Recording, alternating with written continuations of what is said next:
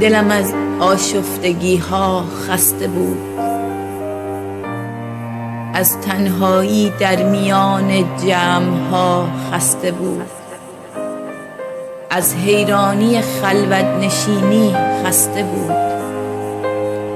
دلم از گدایی محبت از کسان و ناکسانم خسته بود. با تمام آشنایان قدیم دلم دست به همراه خدایی کرده بود.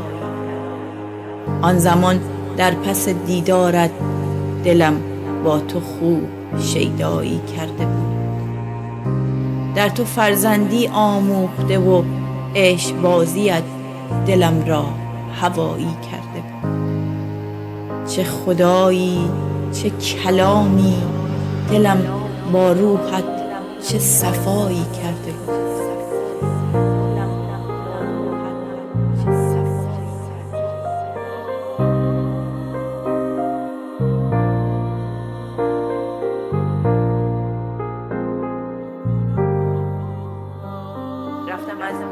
رفتم از دیار خاکی پر گشودم بی پر و بال، دلم وه چه پروازی کرده بود.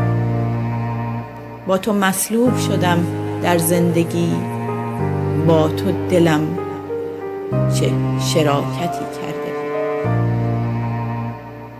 اهدای روح قدوست مرهمی بر دل ریشم، دلم را عجب شفایی کرده بود. دم به دم پدرت بر سر سفرم بنشست، با دلم بزمی گرفت، دلم چه حال و هوایی کرده بود.